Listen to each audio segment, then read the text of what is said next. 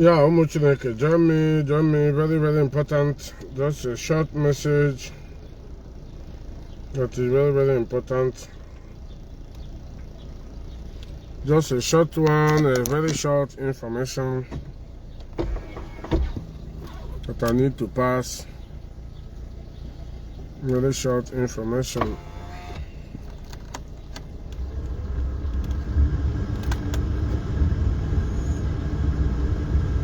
Very short information. I don't want to play music because of the Facebook disturbance. But I want to just pass this information. Join me this hot afternoon. Just a quick one. Yeah. Mazichim Mbaga. Good afternoon from here. Amaka, Ndewo. I really appreciate all of you. Join me for this wonderful information. And this question we need to ask quickly. Yesterday I wanted to do this broadcast, but you know our job is driving and it's not easy. It's not easy, and it's not possible. I really want to appreciate my people that came online yesterday to debunk all this nonsense. People like Wada Ogechuku, what's the name again? Omote, I saw Omote this morning, Okuja Biafra man, wonderful brother. Yes, Okuja Biafra man, wonderful brother. I really want to appreciate them.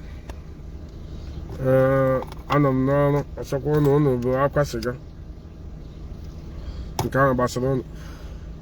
So I really want to appreciate all of you that came around yesterday to support and to debunk Ihaime.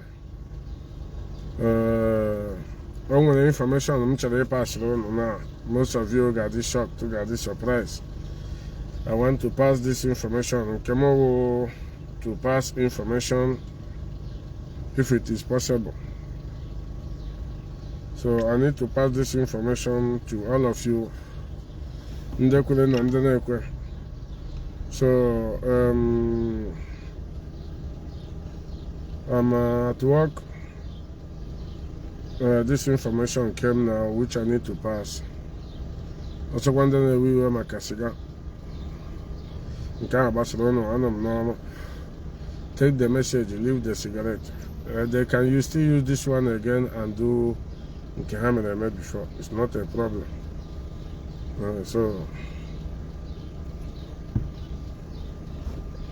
So Umuchineke, let's begin. I just want to take 2 or 3 to make sure I lock up the mirror, the glasses, so that I can on the AC and the start. My fellow comrades, Umuchineke, I appreciate all of you. I show Komakameno all of you. Mihambra here, I can be Ashigodo now. Here, the man. No, I don't want to stay where you people will not see this thing clearly. Here, the man. Had you head of DOS?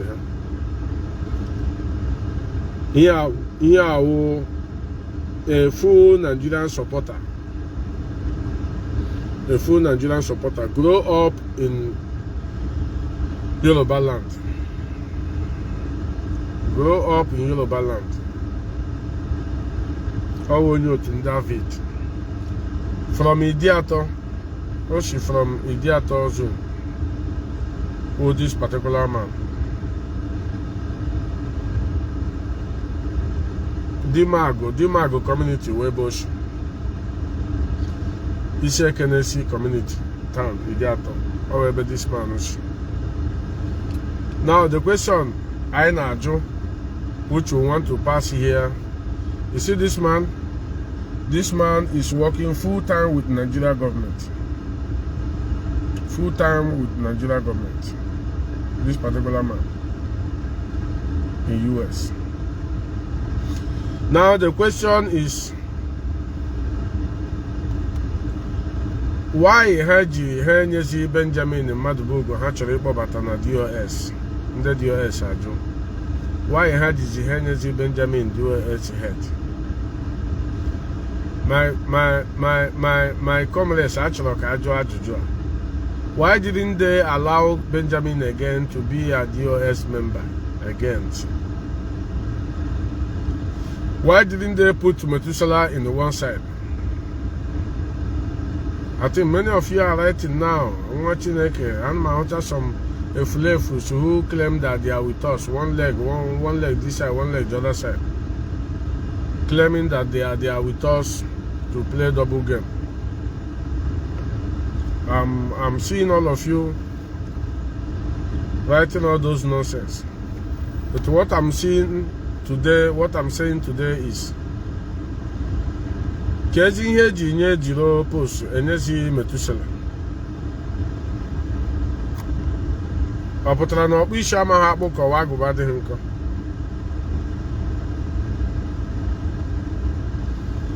What is really going on? Why is it that Benjamin Madubugo is no longer a DOS member, which this thing causes a very big problem. A very big problem. This thing I'm saying now. Because a very big problem, it causes a very big hatred to our DOS members and the Benjamin Madubugo. The hatred Benjamin has today is because of the thing here now IPOB DOS. Biafrans, what I want to tell you people today, this hot afternoon, you can see, it's very hot afternoon. I will soon roll the glass. I want the smoke to go out a little bit so that I can be able to use the AC. Today, now these people, look at the man they use in making the DOH head. Look at, this is the man. I don't know if it's coming out clear. Anyway, I posted it on my platform. You can see it. This is a man in US. Haji Weme, the DOS head, Avid. Only Avid. This man grew up in Biafra, Yoruba land. And this man was never been an IPOB member. This man is fully in work with Nigeria government.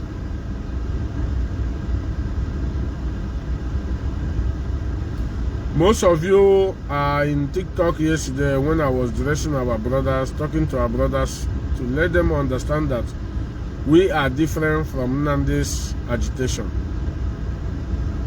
And I thank Chugo Kabiama that all of them understand, both Ikenga, Ijele. They do understand and I really appreciate them. Today, they send you to go and be attacking Ijele. They send you to attack Ikenga. They send you to be attacking all these men. Do you know that the same family of Nnamdi Kanu, Nnamdi Nonweya, do call people like Ijele them? Ijele na believe no name na ga attack. Nnamdi Kanu na akpọ ya na call ụmụnne ya ha niile. Kimana na the guy wo dogo ebe ha no. But they will send me and you to go and attack that guy. Most of you know on TikTok yesterday. Oh, the guy I hide. He said it. You like most of you guys say now he doesn't have secret. But I say even have the record, the voice record of their conversation. I want you to understand where I'm going to. Ijele, I don't want to call him Udelon Naboya. Chukwu call Frebu. Oh, tell these people this underground, this wickedness have been there for long. This wickedness of Nnamdi Kanu and his family have been there for long.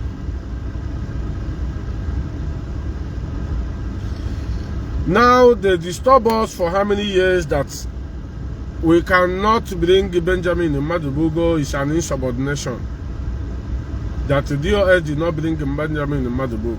Now our question to them now is why did they did not add Benjamin Madubugo as their DOS member? Why they want to add it in the other side, but they don't want to add it in this side? You could ask me, we are crying. My brothers, let me tell you, we are not crying. We are happy for what happened yesterday. And you will see the result very soon. If Nnamdi doesn't use all of you and dump you, and Nigeria government will come after all of you, go and mark it. It's when we are telling you about Simon, but none of you believe it. You see this one, Nnamdi rebranded autopilots now to give them another name. Every country on there. I got the very, very smart in making sure no really show no nearly. Not to only Simon alone. No.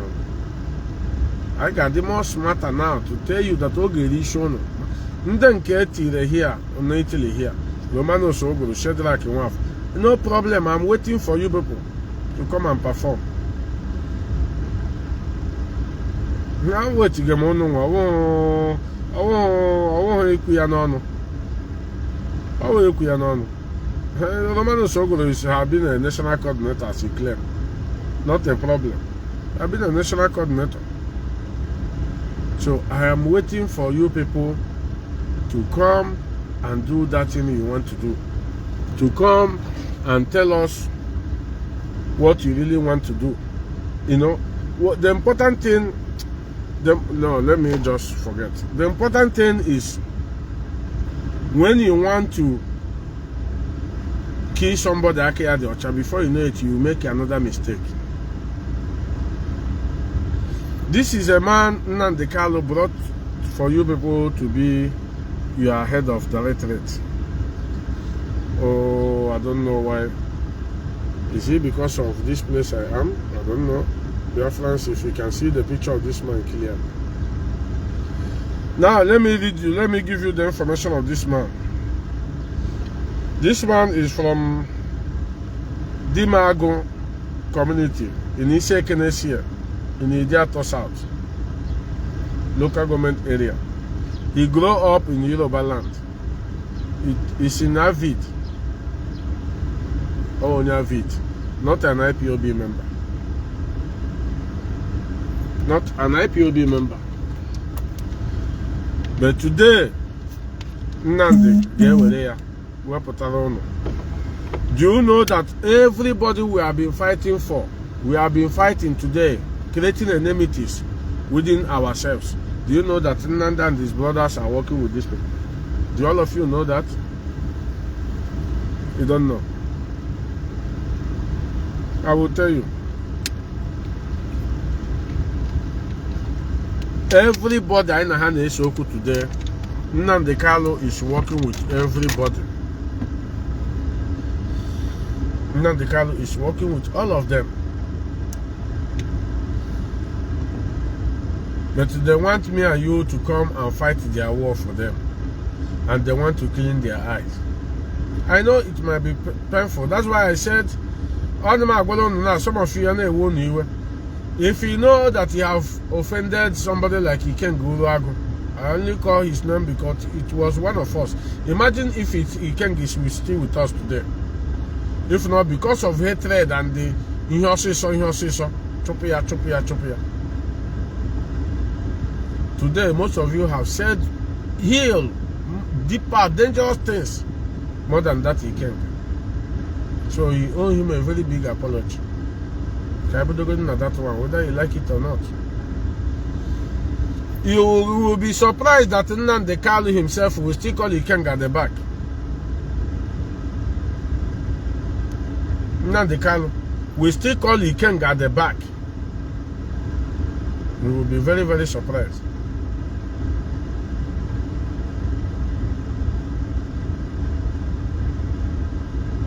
Today, Nnamdi have made it open that he has never been with us. We know, but we waited for him to do this thing he did today. They have been using our money to be bribing people in Biafra land, which I don't want to go that area because somebody will say it later. Just pay attention when they are saying it.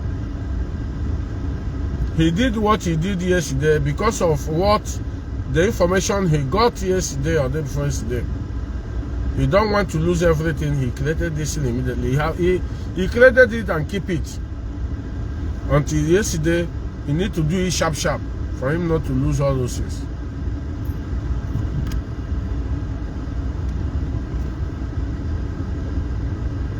You see? So, what I'm saying here, Omuchineke, is very, very important. It's not a joke. It's not a play. That Nnamdi Kanu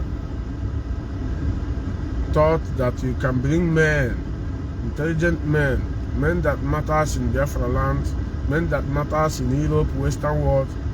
You think you can dump everybody and do whatever you want with your brothers. You are writing about accountability, about Ndenonolo. They never take care of them. Why didn't you talk about them when you have the opportunity in the court? Why didn't you talk about Simon when you are in the court? Why didn't you talk about Butuzo and Gentle the Yahoo when you have the opportunity? What kept you today there in the court was never IPOB. That's why he never mentioned anything IPOB. What kept you there as a leader of indigenous people of Biafra was what you committed on your own between you and the Simon and their brothers. Ebuto bedogo wanagi iwo IPOB. Iya na gugo do we hende gi wa metre within that period of time, Hajigi. Because you sent Simon to send Allah Biafra on fire so that they can release you, hoping that no Ogunwa stop.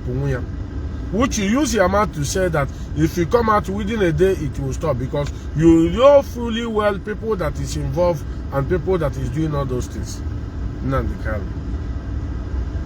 You am na-ekwu ihe a ndị na-aghọta na ga-akọpụrụ picture obodo ko eriwe. But the truth of the matter is that Nnamdi Kanu has been a smart man.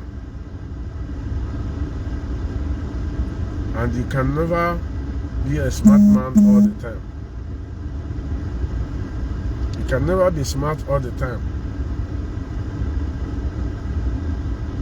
What make me talk what I talk, I do what I do, is because of the code of conduct and the oath I'm inside.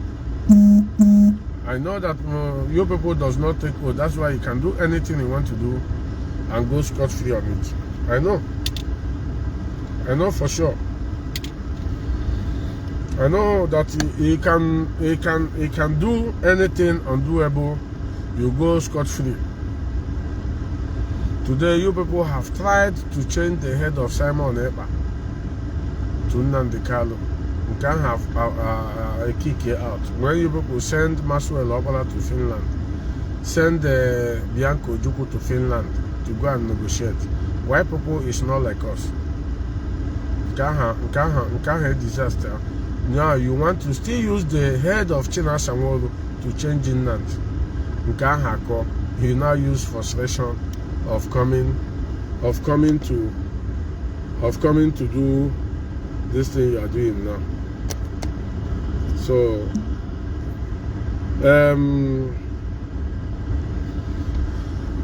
do you know that even this Mike Arnold, he forced himself to put on their press release, their useless press release yesterday, because the man, he forced this man na Chineke information concrete information and about sugar cane information. Makadikwa mama. So I don't know about here may broadcast. You know we pass information. If I pass the information to you, there's a guide the meaning to it. Because one time Nnamdi was begging Mike Arnold to talk about his problem in the American Parliament. The man said, okay, when I get time, I will do that. When I have the opportunity there, I will do that. Nnamdi were here, Tibagana press release. Do you know that yesterday that man saw that thing? He warned Nnamdi, he called him immediately to remove that his name on that thing. Or consult to this man before writing all those nonsense. The man just saw that thing on the news, trending on social media. You need to call them and want them to remove his name. That they will come now and deny you and tell you we must continue, we must move. What of you will not understand India. Even especially in Nnamdi Kanu. You never give accountability of money you ate since 2012. He never give us accountability of the promises he gave to us. He never give accountability of any place he got as a diplomatic movement. It was with these few 2 years, the leadership occupy some posts in many places, occupy offices as well. How many IPOB? When they give you a free office, dash you in Sweden or Norway, that area, and you refuse not to there and collect that. Assuming that I'm office out today. Don't call me here, please, Matt. Don't call me on that number. Call my second line. You refuse not to take that thing. How can you feel dash? No, where this office in Norway, that area, all this northern Europe. Years back, Nnamdi Kanu refused not to take that office. Today we are paying office. Today we are paying office.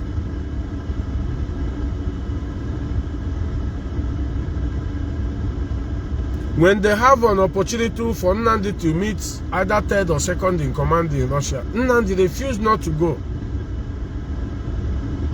Here we are not talking about Biafra.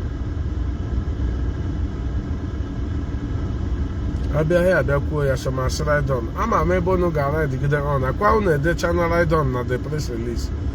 One day, there is no excuse in law. There is no sorry in law. If I'm driving now, that side they say this place you must drive 30 per hour, and they drive 31, just one. You say, oh my God, I did not remember. One day you must pay that fine. I did not remember there. Or I'm thinking of my wife that is in the hospital. Her name exists in law. Most of you have chosen your path now, which is very, very good.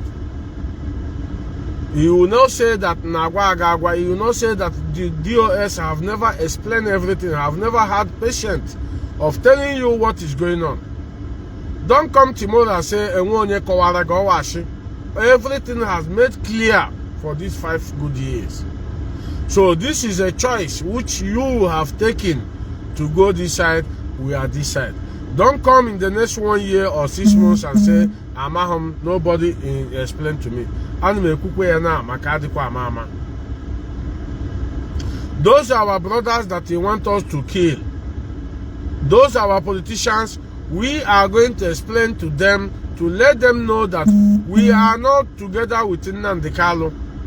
The IPOB DOS have moving forward to make sure that our people regain their security and regain their freedom. No matter how it comes, even if it's regional government, we will bring it to our people.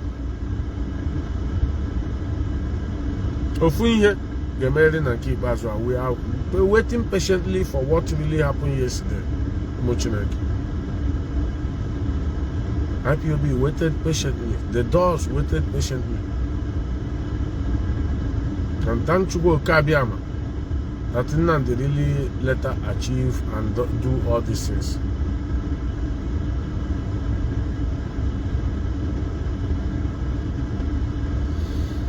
I'm saying it here for most of you to understand that we are here to say the truth. We are here to say it the way it is, regardless of who is involved. So today, if you like, you believe what we are telling you. If look at Nigeria informant that Nnamdi Kanu put as head HDOS. This is the man here. This is the man that they call Chris something. The head of DOS. This is the man. Chris. Here, current picture. Yeah, picture I'm now is the current one. I want a picture of 2 years ago, 1 year ago, 6 months ago. This is the man. I'm showing you from Idiato, born and grow up in Yoruba land. From Ise Kenesi, Idiato. One alloy Jimako. One alloy Jimako. So, why I'm saying this and I pass this information today is for you to make a choice before it's too late for you. It's for you to rethink. Especially, I'm very sorry for the old coordinators who have suffered and do their handwork or do whatever, suffer there seriously in this struggle. You because of sentiment and you want to lose. I remember when this thing started. Simon Obramba had done London care. I had recovered and I got recovered that time. Nnamdi Abelana had done London care. I had recovered London care, I got recovered. The Mechandenke Sam of Ndenke Simon the Shukana Azo Patakon. But you see this last fight, you see this one. Is going to differentiate the salt water and the clean water. You see this last one? Is going to differentiate the last water and the clean water. That's why I'm saying it now for all of you to pay attention, be very, very careful. They have sent Methuselah to be calling people in Biafra land, telling them that we must support them, we must continue supporting them, we must do this one. Our job of Methuselah, our job right from time, just to be contacting people, making calls. So what's in here now? Technical school. I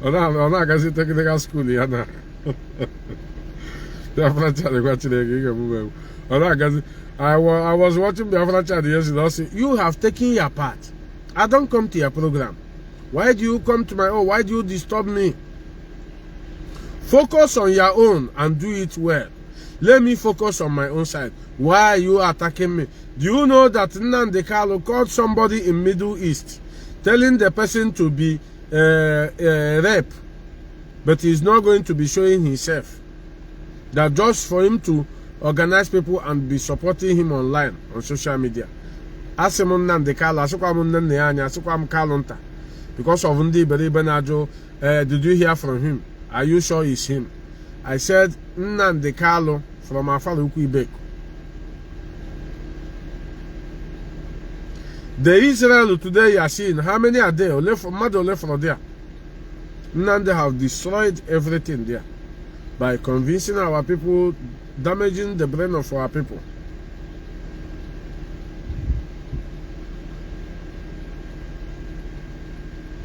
Today I'm telling our people in Biafra land that IPOB DOS have moved forward to make sure that there is no killing again in Biafra land. It will stop. I know how wish here. Anybody you see they burn their house or your house get burned or been attacked, don't hold Nigeria government responsible. Go and hold the family of Nnamdi Kanu responsible of it. We have the evidences. where they are planning, checking how to bomb people's house now, checking how to get information on people. Any house you should be bombed in Biafra land now is Nnamdi Kanu's family and his co-hosts like Benjamin and Madubug.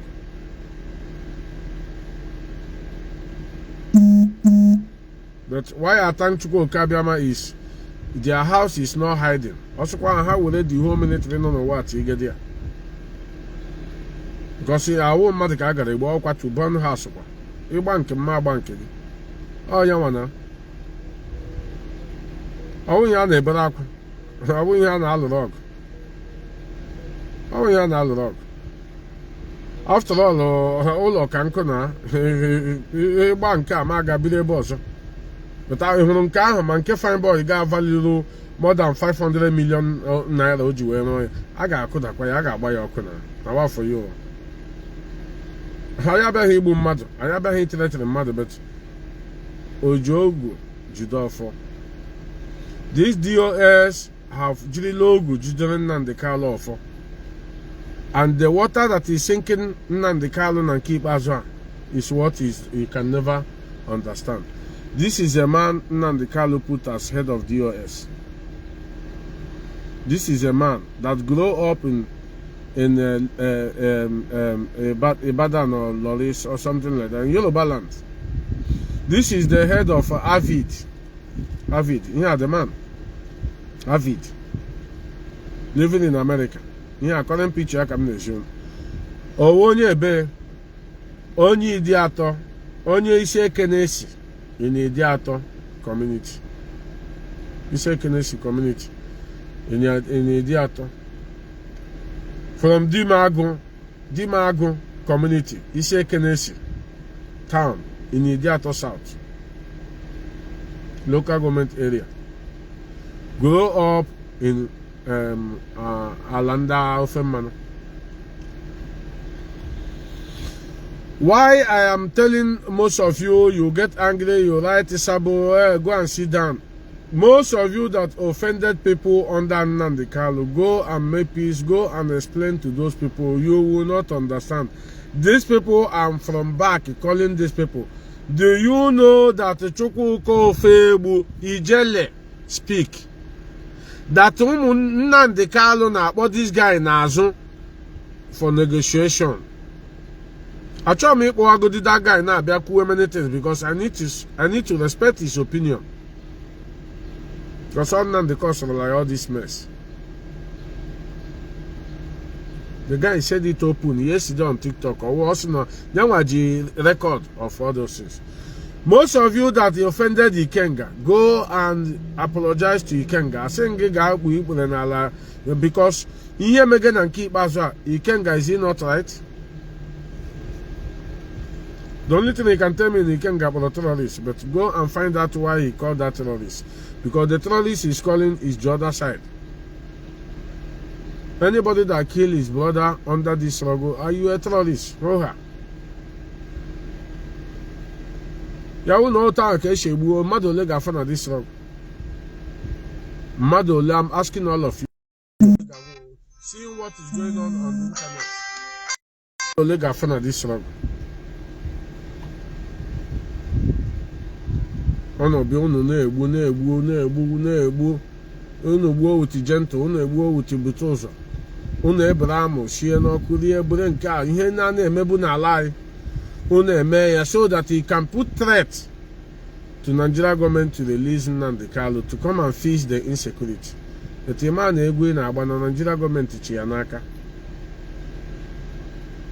I have posted that 7 count charges again. Most of you don't understand. If Nnamdi Kanu did not accomplish that 7 charges, not there. They are not going to release Nnamdi Kanu, my brothers. It's not coming out today, tomorrow. Most of you are up on that I'm coming out in August. Okoto should go on last year. Onye na-achi death sentence now, young and up in August. Onye Nigeria government the death sentence here since appeal the death sentence here since 6th of March.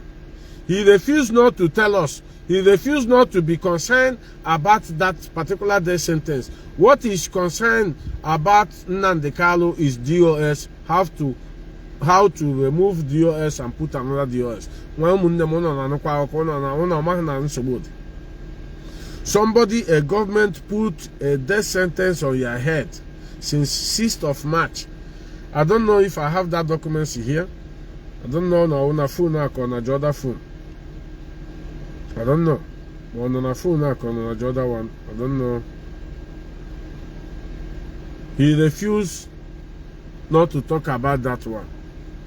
What is important of Nnamdi Kanu is to shovel DOS, shovel this one, shovel this one. Onye na-achị igbo egbu, onye na-anwụ anwụ. Supposedly na Sunday.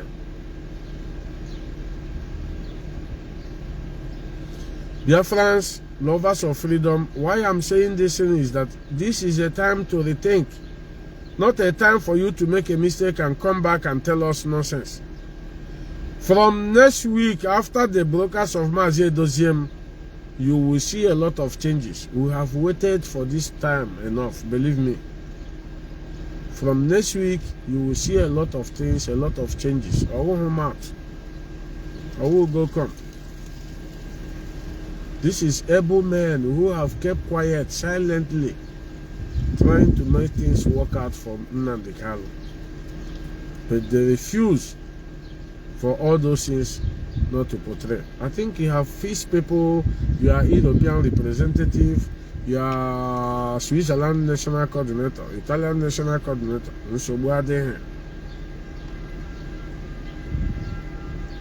The problem is that here Nnamdi Kanu now, no agata here, no agaganga, onye waga na eri de ego, ono wa na ata ahụ, na aga za de query, ono wa na ese okwu with us, ono wa na agba the war with us. Nyanwa dị free with ụmụnne ya na-anata gị de ego na-eri ha were na-azụ ụlọ na-eme show. That is how foolish edigere drone. Because when you go to Chris Oyokunomi church, in the next 3 months you start behaving like Chris Oyokunomi. Because all you want to preach, when you go to choosing, within 6 months, give them all can they choosing, because all here they preach he get mad out. None they have preached his own ideology or being he must suppress everybody. He must suppress everybody. If he don't suppress you, you have to get out. People, he have started this struggle for years now. He has suppressed all of them. He believe, not he suppress, he believe he have suppressed all of them. Look at today. This is the same man that said that DOS disobeyed him for not putting Benjamin Nnamdi as a DOS member. Now you have that opportunity of putting your Benjamin as a DOS member. Why did you? What stopped you not to put Benjamin Nnamdi as you are now DOS member? Because Oji ego na one eweta ego. Ị ga-enyere ya ndị America ndị a na-anata ego. Benjamin won poor man na agbatabe ego. But you are disturbing this man, this able man, that they disobey you not to put Benjamin as a DOS member. Now you have the opportunity. Why didn't you put Benjamin as a DOS member? Nnamdi Kanu, I'm asking you. I was thinking to see Benjamin named there, at least to see this one takira ala nka dịka katapọta na-eji agba ash ala ahụ ya Metusela. You people think you can come and betray everybody. Nke a nọ na Canada dịka moto nwere accident, onwe ihe ọzọ ị ga-arụ na-awụghị iwepụta generator asụrụla mmadụ, ọwa ego gị ka eji zụọ ya, izi ya money. Mgbe ị gara aga betray ya, enye gị ego iji wee gaa Canada, ikwughị that one. Ka ihe ị na-arụbu na Biafra land before I chop again, what was your work? I'm talking to nke nọ na Canada.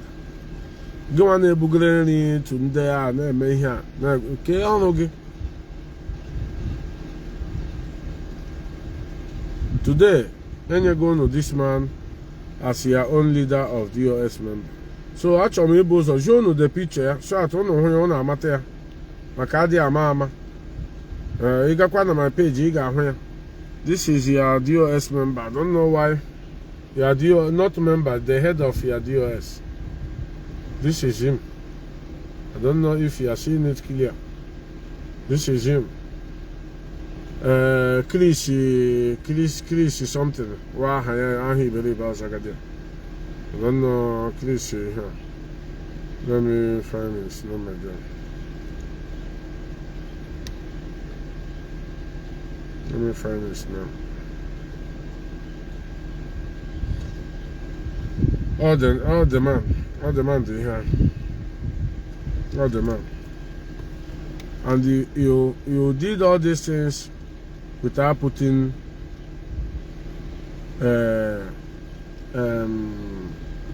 Benjamin in Madubug as a DOS member. Nnamdi Kanu, you have used people enough. No, my brother Tina is a woman. Tina Mado.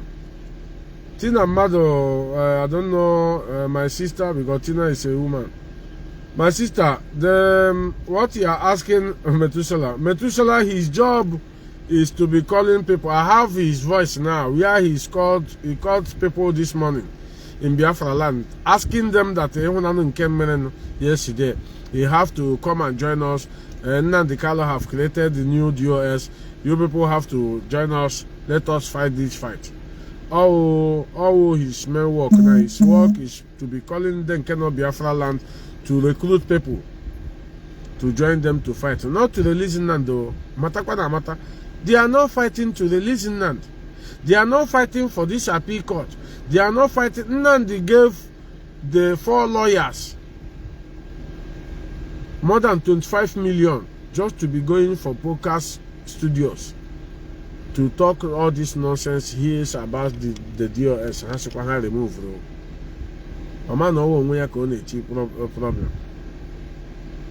A man no one way connected. Ma Maswell Opera, Nnameka, Mandela, Aloye Jimako. You wanted this man should spend the guy. Biafrans, let me tell you, don't be worried again about the 1 million the doors are given to Nnamdi Kanu. That one is, like I told you, so it's automatically gone since last month. So that money, that 1 million is automatically stopped. I can guarantee you, I'm going to keep here one day. No, you know, I can't come here and deceive anybody because if you find out tomorrow, it become a problem. That one is gone. So nobody is giving Nnamdi Kanu 1 naira. He has our money, and they must give account of all those money before any other thing they want. If you watch how they concentrated in this particular their write-up, it's 4 countries: Italy, Switzerland, UK, and Germany. Our young IPOB family in Spain. Our young Chineke na Czech Republic. Our young Chineke na France. Our young Chineke na Belgium. Our young Chineke na other countries here in Europe. Why did it focus in these 4 countries? Because all we go see apota. You know here. Any other country can go to hell. They go there without the important. Where his target is where the main money is coming out. Mazi Chibiken Nodim, Mazi Collins Chinedu, and the Chief Nice Ngokoro. Why I call 3 of you? Here Metotram, Unosona country said the Korean. Don't allow those idiots to penetrate. Not by open, no. Don't come and shout open. No. Don't allow them. Be vigilant, monitor them, because I know their plan. The plan Nnamdi Kanu have, I know every day. Don't allow all those charlatans. Akapolo chebe come na piano. Kaudomano so good actually 4 years ago.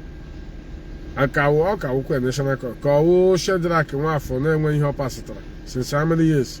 Ona na wetezi o jilaki ya maybe his zone here.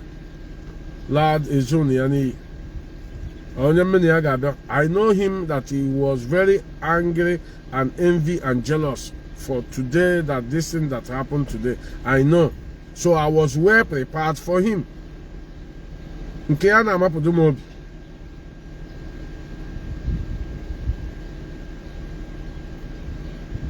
Nke ya na-amapụ m obi. That I only keep quiet and watch them. Ihe ọbụla ha hụziri ha ewere. Ọ bụ ihe a na-etere ọnụ. If they are quiet on their own, me, I don't find problem. I don't know when it's about anybody. The man who's so good have been there. I'm going to question me out normal. I'm happy. I'm him GM. But maybe I'm not just that guy in Hattie. Might force him to I'm not going on there. There they will start having problem with me. So I want all of you to call your various members. Tell them, encourage them, tell them what is happening. Here I want to keep quiet is when to address people, when to tell them, give them evidence. When them who ji with nurse Akwari Nnamdi Kanu na underground. We work out of there. Allow him. When he ji to bring it outside. When how do necessary. I need them when it's not necessary. When you do a crumble, me about a bunch and what is necessary in our video and all the rest. You people are very angry now. Here at the time, I want to forget about that side. We are talking important things. We are talking things that matters. Morgan can do, but now that one is not necessary. That one is not necessary.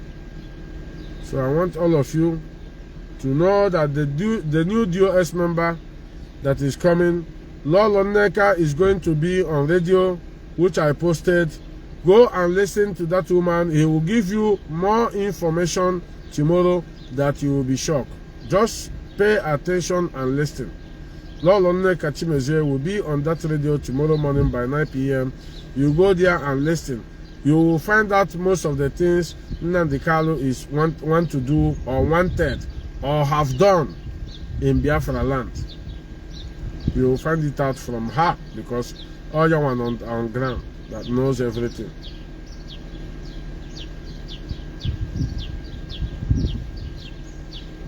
We wanted to kill Chukwu, but they are very sure that protest maka Mazi Nnamdi Kanu also to and Gasi. But the same person will be saying na Mazi Nnamdi Kanu to ya ngagbuo ya. Ka the same Mazi Nnamdi Kanu na ụmụnne ya na-akpọ n'azụ.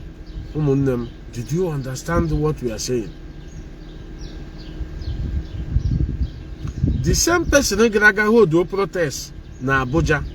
Mena ga akpọ ya ụgwọ. Mena ga na-achọ igbu ya. The same person na-asị na ọwụ terrorist.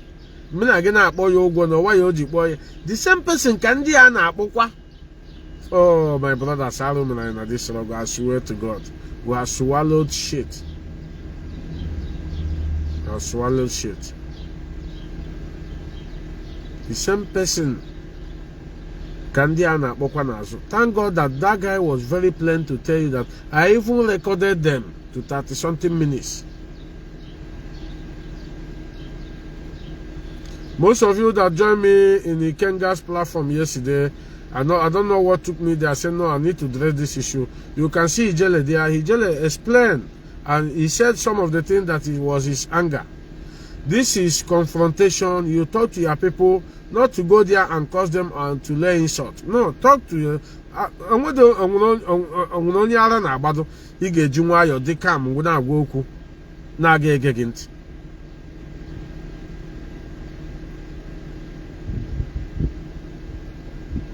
Yeah, with the same man that these people shy all of us, they want Chinasa to go and attack, they want Chinasa to go and talk, they want Chinasa to take hatred from Ikenga, they want Chinasa to go and talk about Ijele, talk about Onya.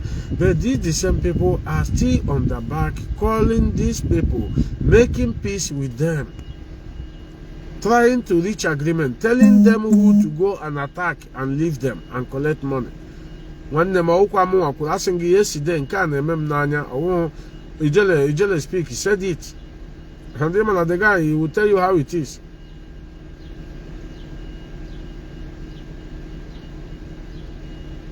But when we come here to tell you, some of you, it become an insult. It become, no, why not talk that thing? No, no good. Biafrans, many things have gone wrong. Believe me, many things have gone wrong, and we must continue to make sure that these things that went wrong, we will stop it. So,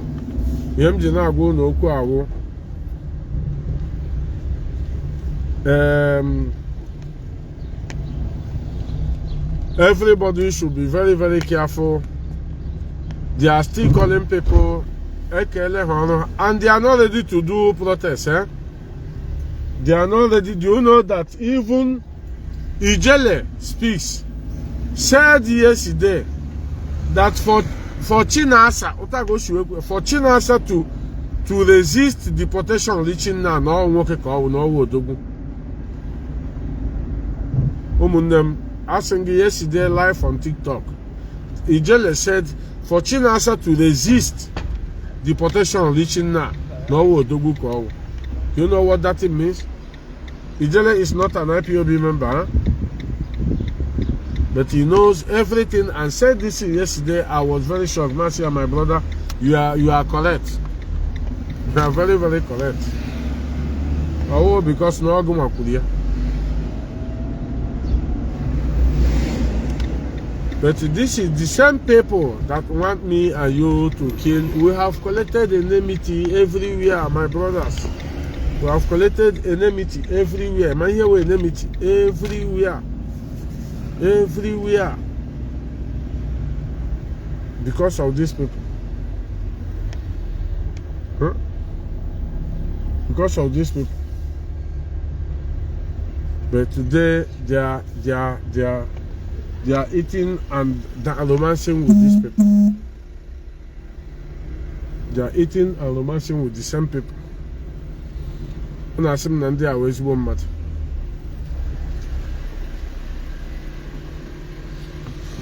So Biafrans, my number is there if you want to call or if you want to share something, because I have some 10 minutes to go. I have reviewed this secret to you, and I'm sorry for people who came late.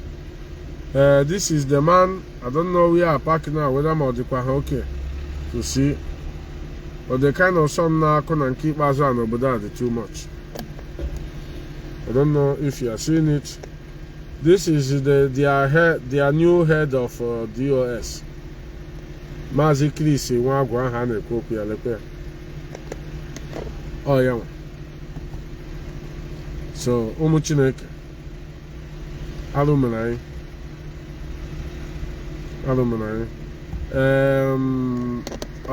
Biafran child watching. I saw your program yesterday. I really love that program. I really love your statement. I think when I started watching, I love that your statement.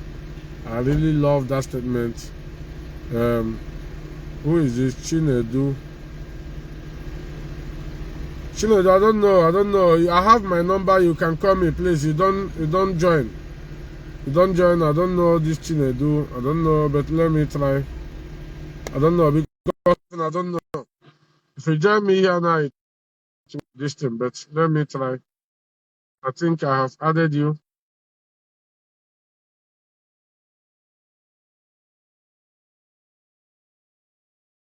Hello? Hello? Hello?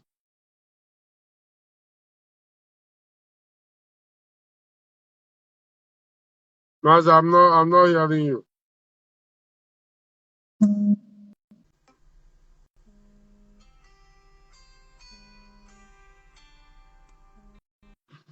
Hello? Master, there. Master, I'm hearing you. There. I greet you from Atlanta. Master, I'm not. I don't know why. More only there no program. No, I don't get no notification to know when you start. I started listening to this program just like 10 minutes ago. 10 minutes. Yeah, just, yeah, 10 minutes ago. Because I used to know when people and I used to that night, you know, they want to give what I say where whatever. So you look on the channel, when you see. But anyways, what I wanted to say, well, of course, we've seen what was going on yesterday, the circulation of their so-called DOS. But now that that has been done, can they leave us the fucking law and concentrate on their new DOS? I like that, yeah, I like it, man. I like it when American cigar. Can they leave us a fucking alone? I like it when they miss oil like this, all at all go. But they are not leaving us any fucking alone, like you said. They want to destroy me and you, not to leave us fucking alone. Yes.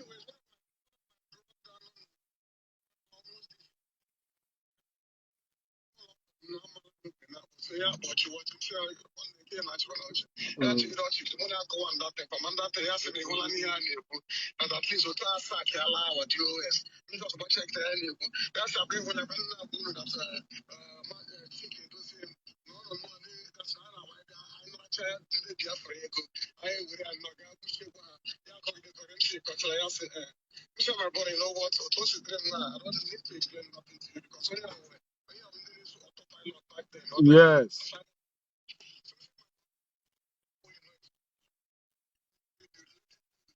Exactly. I go man.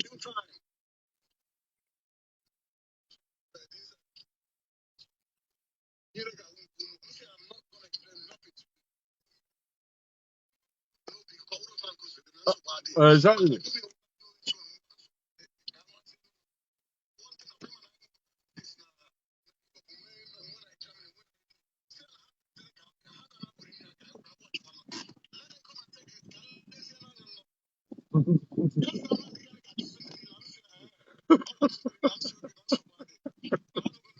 Pastor Jeff, I'm back out.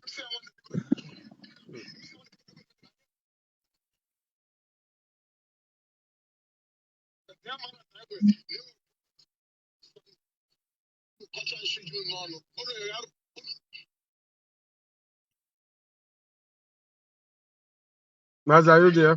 Yes.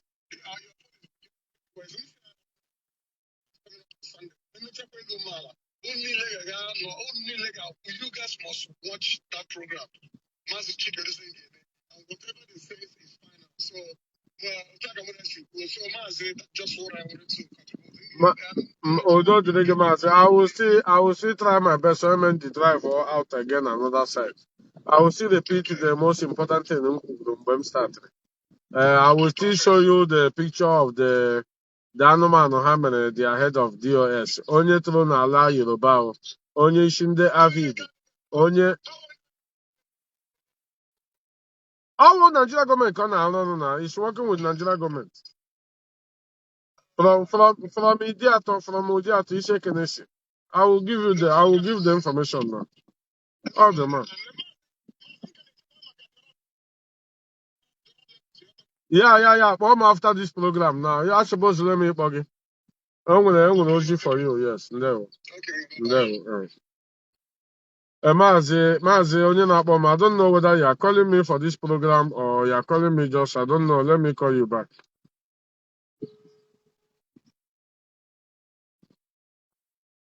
Mazi, are you there? Graniru?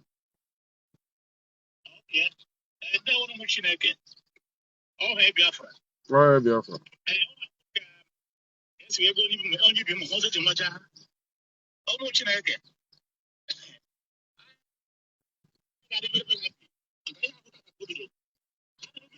4 years ago. Yes. So, if you can put this POS logo, you can take that before. Or when he name all the line and know those names are. Or when calculation and money. Autopilots. Yes.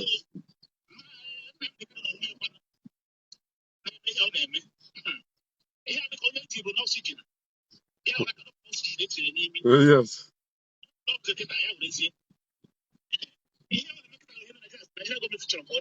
Yes. You no longer with Nnamdi Kanu.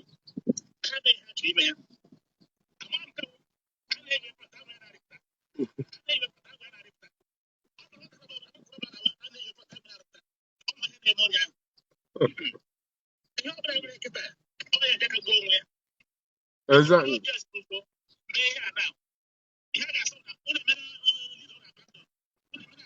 Yes. Mazo, only Omega ya abandoned for years now. We are just trying to make sure that our people understand. You know. Yes.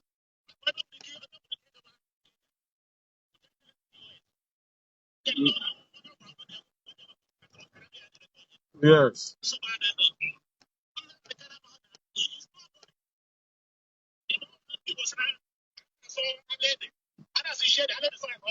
Yes.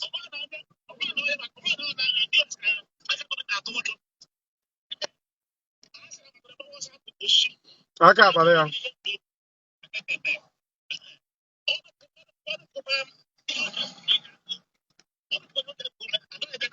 Mazo ya ọdọpụrụ ya na he cannot blame us again. Ọdọpụgo ya. Oh. So the leadership must move forward. No more going back. Everybody will new voice. How far it was it for him? So every man is able to film to play here. This man had a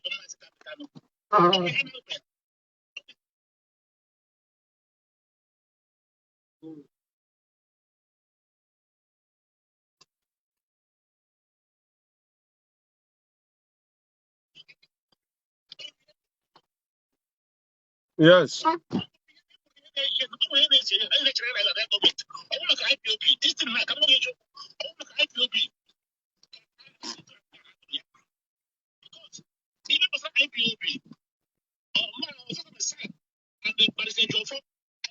from IPOB.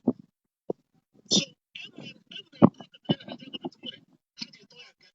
the way this George that very day,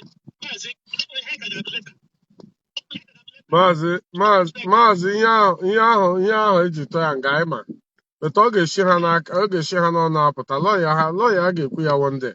Onye go ha ego to be going to all the medias, all the podcast medias to be talking. So one day ofu onye n'ime ha ga-ekwu ya. Ma Maswell na-ekwu ya, Nnameka ga-ekwu ya, ma Nnameka na-ekwu ya, lọya Ejimakọ ga-ekwu ya. So but we know. Watch ihe the man o dere si that this man supposed to take far away from a society where he cannot get access to anybody that is dangerous to a society. Ihe anyị ọmụtụ si dere ọwụkwa anyị nwadere ya. Ihe anyị o dere. Remember that the two phones on they used 2 months ago on n'aka DSS. Ha anago ya. So ị ga-ama ihe niile o mere kọrọ na phone ahụ na ozi niile o ziri, ozi ọjọọ niile o ziri, everything o mere. Ndị a jikwa ya. Nnamdi Kanu nwebeghị anything gbasara IPOB eji judge ya. Ihe eji judge godi ya currently ihe ha metere between 2021 to the date a judge ya from Simon Ekpa to Nyanwa and ụmụnne ya. That's why ha pụta ha agwa ya another thing. Ifeanyi Ejiofor was the only person who is trying to tell us the truth ihe a na-emeta na and which did not go well to Nnamdi. Now they want anytime they want to address the public, they tell them different things that happened to the court. Of course. One day, he has read that because all of this say, this that now. Here I have go destroy this leadership. What do you also? Yeah.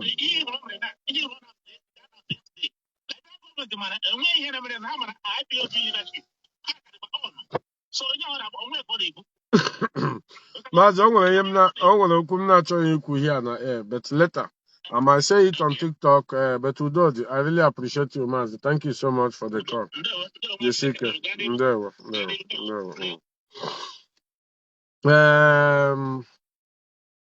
Ụmụ Chineke, so ihe ọnụ ga na-ajụrụ anyị ha nwawo ka ihe meziri eji etizi Benjamin Mmadubugu na DOS. That is number one. Number two, our brother Ijele said something that shocked me yesterday night on air. That for Chinasa Nworu to resist deportation reaching now, na Owo Odogwu, na the guy with a backup. Number two. Number three, that Nnamdi Kanu family and Nnamdi have been calling Chukwuka Ofegbu, which is Ijele, as you may know him. The guy even say it, Nayanwaji, even their voice record for Nkenocha 30-something minutes. He laughed. But this is the people that Nnamdi portrayed hatred for me and you today. And they are from the back working with the same people, my brothers. Check in my ihe ọdịmma. Onye ọbụla pale today.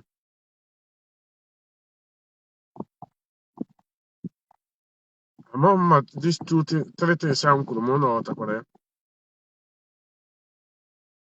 We hated many people today because of Nnamdi Kanu. We hated Chukwuka Ofegbu, all of them, because they said we are terrorists. But the same day, ejikwa terrorists iwe. Shikwe na azụ na-akpọkwa these people again, telling even Chukwuka to be attacking Chinasa Nworu.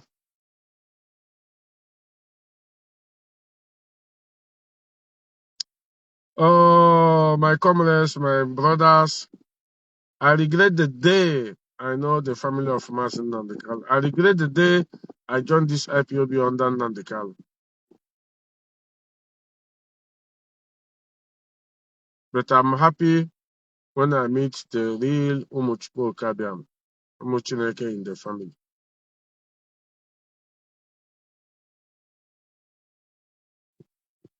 This was the highest betrayal and scam of the highest century. That where you cannot express yourself, where you cannot criticize your leader for evil act, where you want to say it, they want to oppress you, where you want to say they want to oppress you. If you try to raise that head up, imagine Chukwuka Ofegbu knowing such a thing, that for Chinasa to resist deportation reaching now, no Odogwu, no one contact. I don't know whether you read meaning into that statement. The two things Nnamdi did was either he will use Simon but he want to use Simon to replace him.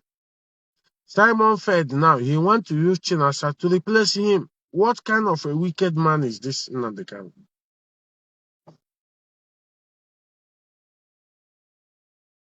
When we get this kind of information or have evidence, you think people like us will keep quiet because of intimidation. Biafrans, let me repeat it again before I go. You know, like I said, I'm at work. I need to patrol because time is well and done on the job. Anybody about na Biafra land, when they go and hold the family of Carlo family, hold them responsible from Nnamdi down to the sister, from the sister down to Kalonta, down to Fine Boy. Hold them responsible. Any house opening in Abaroko na Nanokata signal and Debati Guloko, when they hold Nnamdi Kano's family responsible of that house, let them pay for that damages. Let them rebuild that house. Otherwise, Giga, Majiginga, Kick Fanboy, or Giga Bagurioko. I wouldn't get the hand or Bagurioko.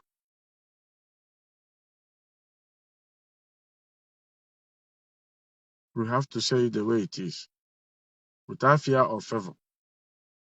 From next week, a lot of miracle, a lot of things will be happening in this IPOB. That time, Kega Mana, this DOS quadrant. This is not the time of Uchemofo alone. This is the time of men that is men. Men that is more than 10 to 15 men. It's not one person. You can defeat one person, but not when men are too much. They did meeting more than how many hours yesterday till this morning. I don't think they are there joking. They are there to discuss the way forward, important things, important situations. So, Umuchineke, anytime you are watching program now, put your ears on the table, watch some informations, watch some statements, analyze them. Don't wait when go check ofuma. Analyze them. Think about them. Ofuma so that you don't be misled. They have given Methuselah to be contacting people, telling them about the new leadership, about how they want to join and fight on social media, not even on protests, or how to safeguard Nnamdi Kanu that the Nigerian government filed death sentence in Asia since 6th of March. These people are not talking about it. Their most interest is how to change leadership and how to bring the IPOB down, not how to save Nnamdi. What a shame. Asim all of you. We must continue. Believe me, this leadership are coming out with a very big fire now. We have waited for this time, and I pray that most of you will understand and see it happening. Even n'ihu Nnamdi ọ ga na-eme korokoro ka film. I ga-agbara ya film ya elere ọ gbanyela ya film for over 5 years now. I ga-agbakwara ya film. It's time for them to watch. We have watched them enough. They will watch us now. One of all of you. I need to go and control. I need to go and monitor what I'm doing. Thank you so much. Mazi Emmanuel, Ndewo, Nwa Chineke. Mazi Joe, I really appreciate you. Face, Ndewo. Every ashamed of you by saying Ijele said this and said that. Tell Ijele to bring tell Ijele to bring proof of one of Iwanohia. Ngwa Ijele ga ịhụ proof o nyere gị yesterday na TikTok. Mbịa gwa gị Prince Emmanuel kesa aha gị gịnị Prince Emerson. Ngwa Ijele ka o wetara gị proof. Onye iberibe.